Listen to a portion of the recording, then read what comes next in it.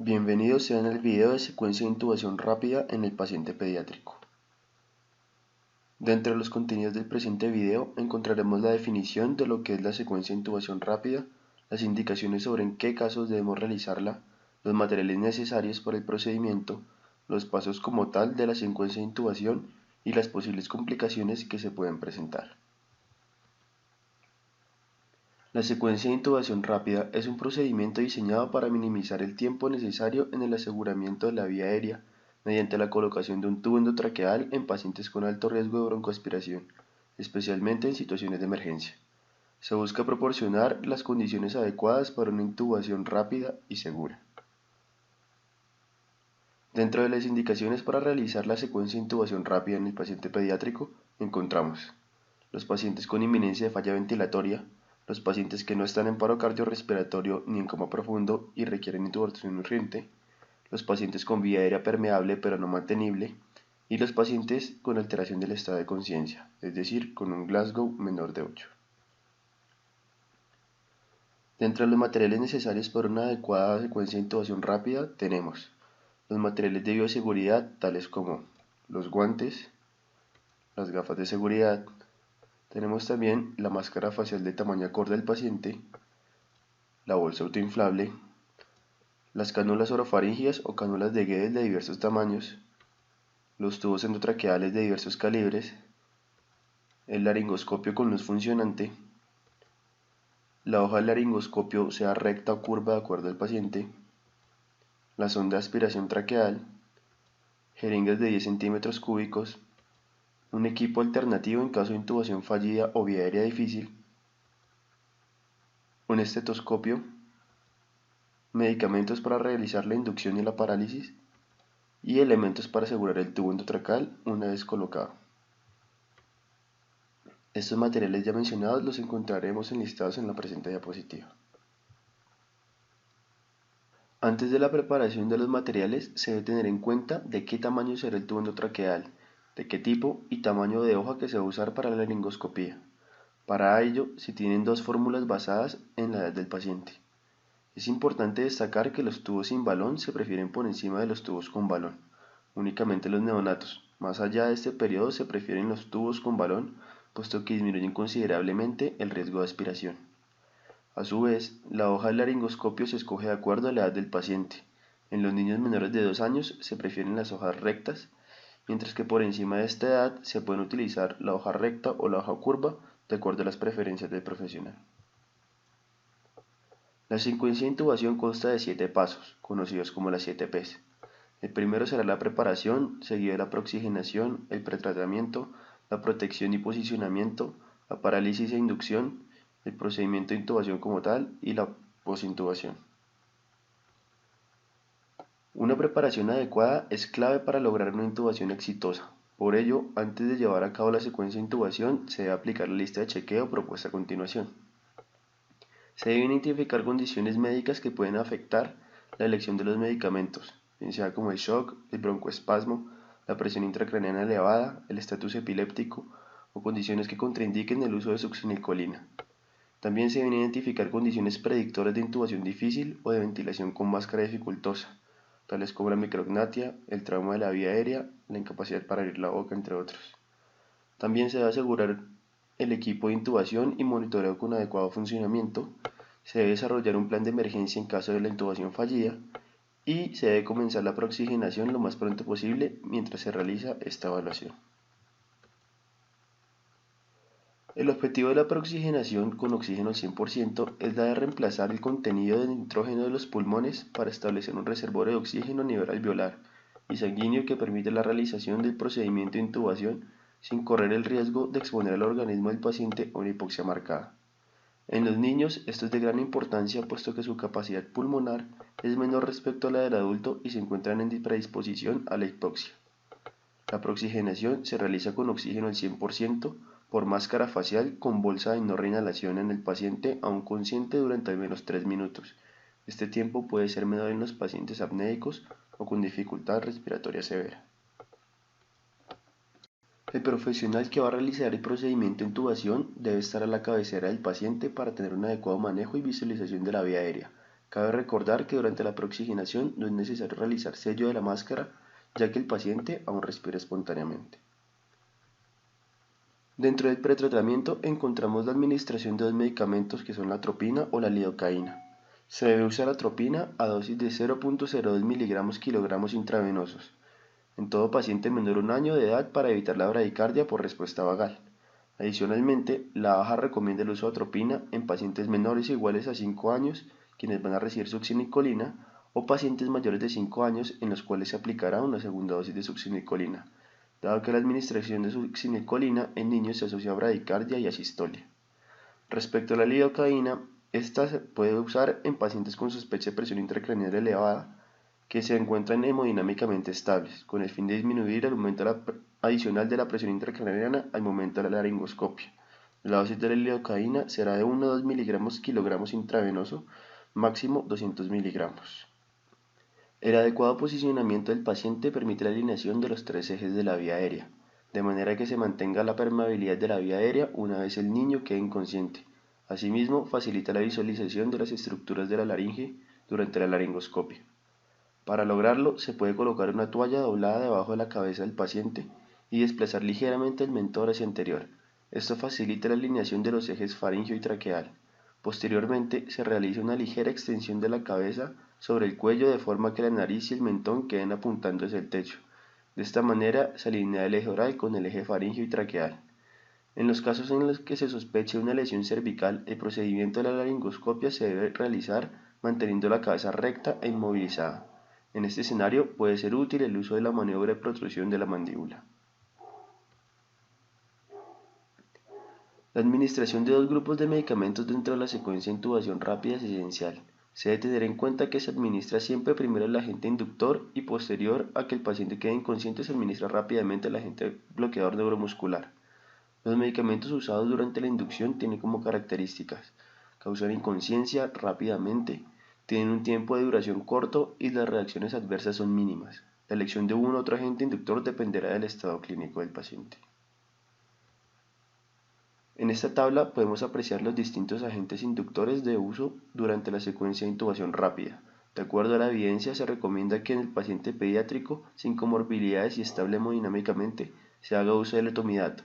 Adicionalmente, se prefiere en casos de inestabilidad hemodinámica diferente al shock séptico y en aquellos que sea beneficiosa la neuroprotección por presión intracraneana aumentada.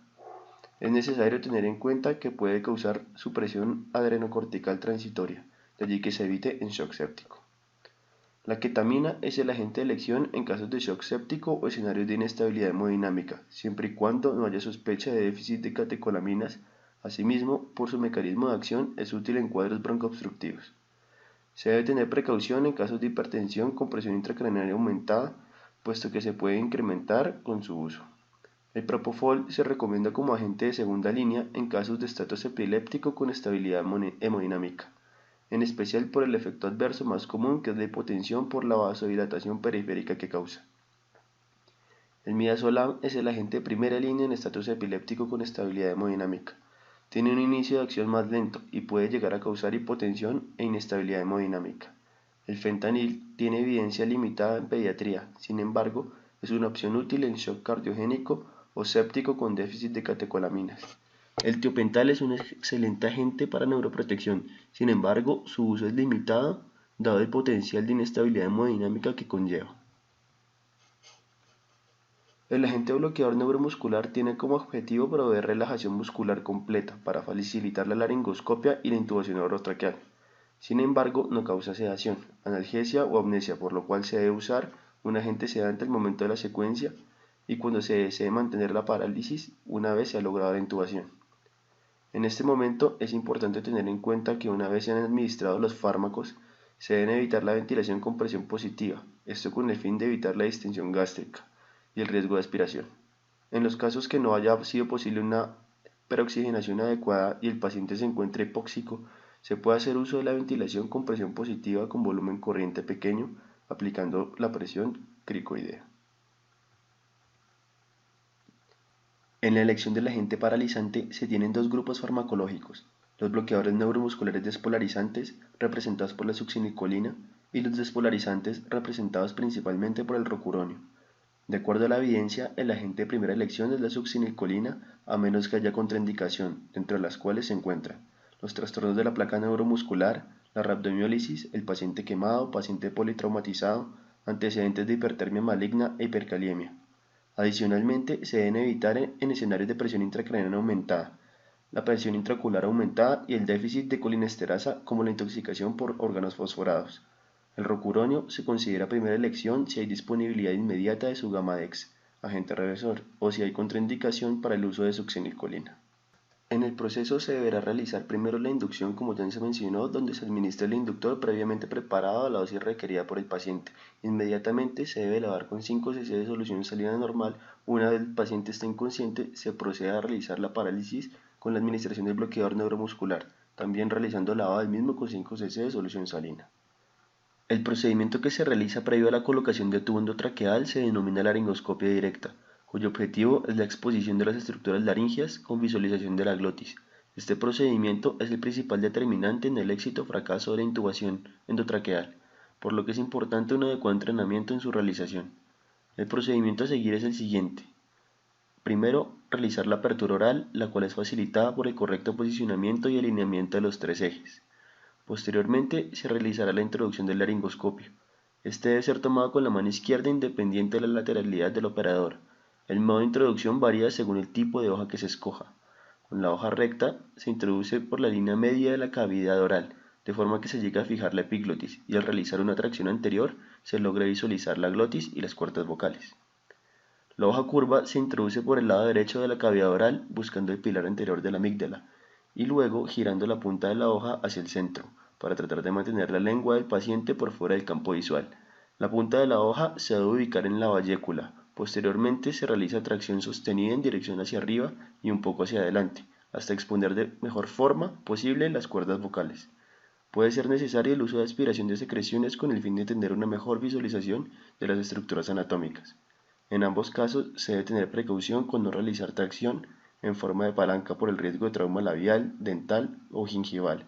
Asimismo, dificulta la visualización de las cuerdas vocales y disminuye el espacio disponible para el paso del tubo. Puesto que por disposición anatómica las estructuras laringeas en el paciente pediátrico se encuentran en una localización más anterior respecto al paciente adulto, en los casos en los que no se logra una adecuada visualización de las estructuras de la glotis durante la laringoscopia, se puede hacer uso de la presión cricoidea o maniobra de Selig, que consiste en aplicar una presión suave sobre el cartílago cricoides, lo que produce un desplazamiento ligero hacia posterior de las estructuras, permitiendo una mejor visualización. Esta maniobra se debe realizar por el tercer miembro del equipo. Esta maniobra también puede ser realizada durante la ventilación con máscara una vez el paciente ha sido paralizado y queda inconsciente, con el fin de reducir la cantidad de aire que ingresa al tracto digestivo.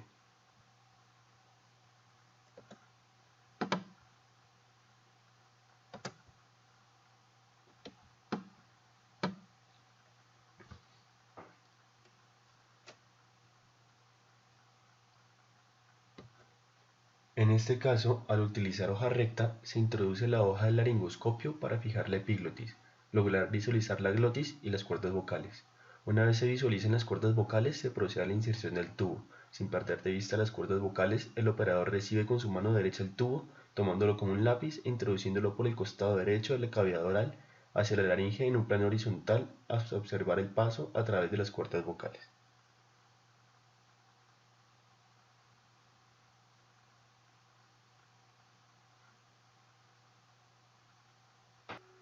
Para calcular la profundidad de inserción del tubo endotraqueal se tienen varias fórmulas, entre las cuales traemos tres.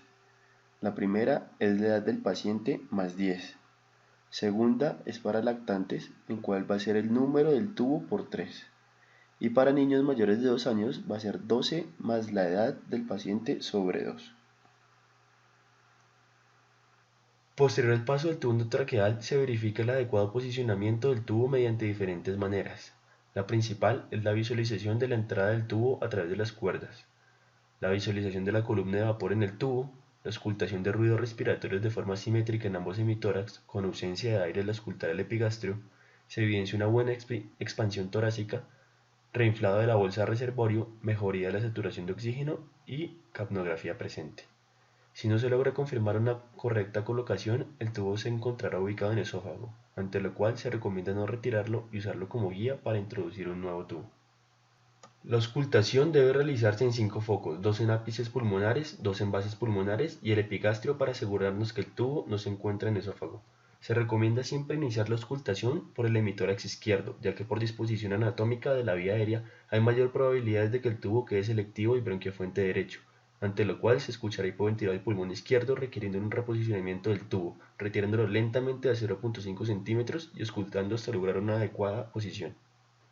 En cuanto al manejo posintubación, una vez colocado el tubo, se deberá asegurar el tubo a nivel oral. También se deberá tomar una radiografía de tórax para garantizar que el tubo esté adecuadamente colocado. Se debe continuar con la analgesia y la sedación con medicamentos de acuerdo al estado hemodinámico del paciente. Para asegurar el tubo y evitar posteriores complicaciones hay múltiples formas de realizarlo, así como sujetadores comerciales para tubo endotraqueal, siendo la más común creando una Y bien sea con una venda o una cinta adhesiva, envolviendo el tubo con uno de los extremos y posteriormente fijando ambos extremos de la Y en la mejilla del paciente tal como podemos apreciar. Con el método anterior el tubo debe quedar fijado a un lado de la cavidad oral, sin embargo la elección del método y los materiales para la fijación depende de cada profesional y de la disponibilidad de recursos. Dentro de las posibles complicaciones durante el procedimiento de secuencia de intubación rápida, tenemos la distensión gástrica que se produce como consecuencia del ingreso de aire al tracto digestivo durante la ventilación con máscara. Las dos maneras de disminuir este riesgo son aplicando la maniobra de Selig o poniendo una sonda nasogástrica u orogástrica para descomprimir el estómago. Sin embargo, este último tiene como riesgo la estimulación del reflejo nauseoso, lo que puede llevar a aspiración de contenido gástrico. La hipoxemia durante la realización de la laringoscopia o la intubación es común, en especial si no se realiza una adecuada preoxigenación. Además, se puede presentar durante laringoscopias prolongadas, por lo cual, si se comienza a ver desaturación durante la laringoscopia, se suspende el intento y se reanuda la ventilación con máscara hasta obtener una adecuada saturación. La bradicardia ocurre como consecuencia de la estimulación de la hipofaringe, lo cual desencadena una respuesta vagal, en especial en niños pequeños. Para ello, se puede utilizar atropina como premedicación. Asimismo, la hipoxemia puede llevar a bradicardia. El aumento de la presión intracraniana por un aumento de la presión arterial cerebral durante la laringoscopia. El trauma mecánico dental y de tejidos blandos, principalmente secundario en una inadecuada técnica de laringoscopia. La aspiración bronquial por estimulación del reflejo nauseoso producto de una adecuada sedación. Por último, para recordar las causas de deterioro agudo del paciente una vez intubado, tenemos la mnemotecnia DOPE, la cual reúne las principales causas de deterioro. D de desplazamiento del tubo. ¿Está el tubo correctamente posicionado? Debemos corroborar los ruidos respiratorios y la expansión torácica, que sean simétricos. El tubo está fijado a una profundidad correcta. Una causa común en este punto es la intubación selectiva del bronquiofuente derecho o de obstrucción del tubo o del circuito. La presencia de un tapón mucoso que obstruye el flujo de aire puede ser el causal del deterioro del paciente, por lo cual se debe hacer uso de succión. Asimismo, se debe verificar que no haya algún tipo de doblez en el circuito de ventilador y que esté obstruyendo el paso del aire. P de neumotórax. Atención. La sospecha de neumotórax es principalmente clínica, mediante la verificación de ruidos respiratorios, expansibilidad del tórax. Si el estado hemodinámico del paciente lo permite, se puede hacer una radiografía de tórax para verificar. De lo contrario, se debe proceder con toracentesis con aguja para descomprimir inmediatamente la cavidad torácica. Y E del equipo. ¿Hay algo del equipo que esté funcionando mal? En este punto debemos verificar el circuito del ventilador, asegurarnos que no esté desconectado o que tenga alguna falla que impida un adecuado soporte ventilatorio del paciente. Muchas gracias.